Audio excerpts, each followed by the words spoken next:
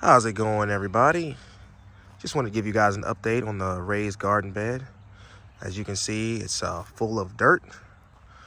Um, Not just dirt. I've filled it with topsoil and dirt, and also some leaves and a lot of sticks, and also a little bit of compost, and also big logs. So I'm using some hugel culture in here with the garden bed.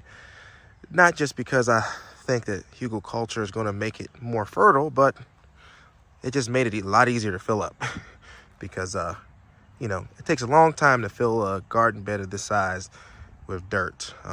You don't realize how much dirt it can take until you start filling it up. So it takes a lot of dirt. But as you can see, my wife has started using this, and she started planting some stuff in here. She's planted mustard greens and cabbage and Brussels sprouts and lettuce and broccoli and also kale. So she's planted all that.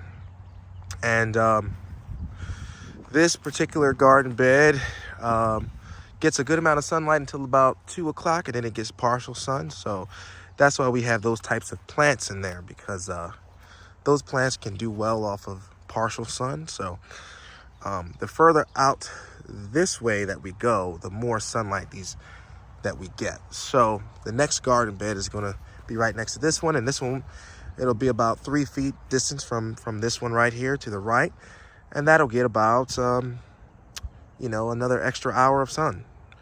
And we'll just keep going out that way, and we'll plant our more sun hungry plants out to the right, and our more shade tolerant crops will be closer to the left on this side. So I think I'm gonna build about at least 6 of these, maybe more, maybe 12. I don't know. We'll see what our needs are. But it's been holding up great. It's shown no signs of moving at all.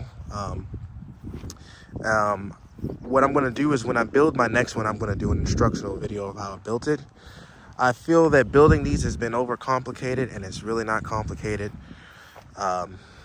Basically, you level them, you stack them as a mason would, and then you just, I just filled them with concrete mix, and I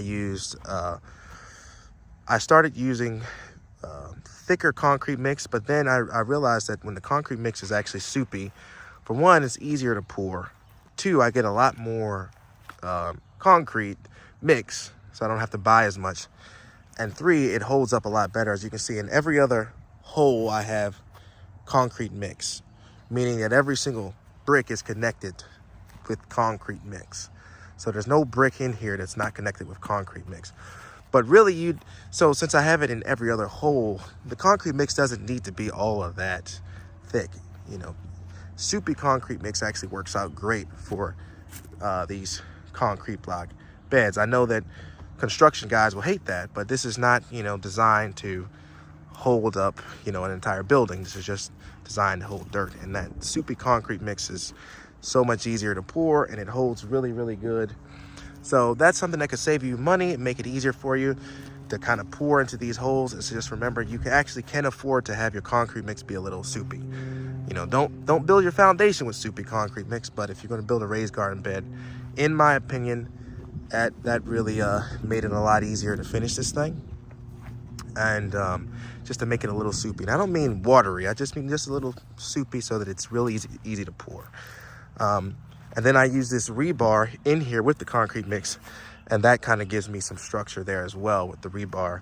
And I also, as you can see, can use the rebar to hold these pipes on here, and that's really good because I can turn this into a hoop house at some point, or I can turn it into a little tunnel that I can either use to shade out, to keep out bugs if we have a bug problem, which I don't foresee us having, or I could use it to, extend the season a little bit longer, amplify the sun a little bit. So overall, I'm really, really happy with it. There's not a lot I would do differently.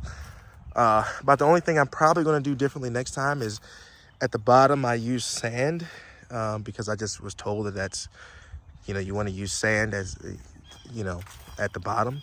And I just don't think that was necessary, to be honest. I think that the concrete mix and the rebar was sufficient enough. And I don't even think I need to worry about putting sand underneath. It can't hurt to use the sand. So if you're worried about something like that, yeah, put sand underneath it. But with the concrete mix and the rebar, I mean, this thing isn't going anywhere. I could, you know, kick this thing all day. You know, it's not going anywhere.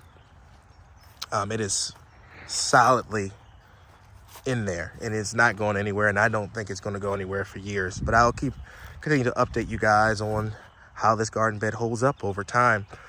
But it's just some concrete block, some rebar, and some concrete mix, basically stacked and poured with mostly soupy concrete mix, so you can put a little bit more water in the concrete mix than you normally would. And that, you know, that really just made it a lot easier. But yeah, so I just want to give you guys an update. I'll give you an update on how these plants go and how these plants do in here with this hugelkultur. I have some chickens, so we'll probably apply maybe some composted chicken manure on here, just on top, and let it slow feed these crops in the next couple of weeks. And we'll see how these crops do in this raised bed.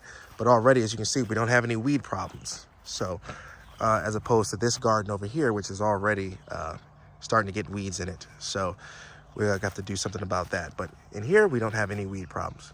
So I hope that update was useful to you guys. And if you have any questions, please leave them in the comments. And I look forward to hearing what you guys have to say about that. Otherwise, have a great day.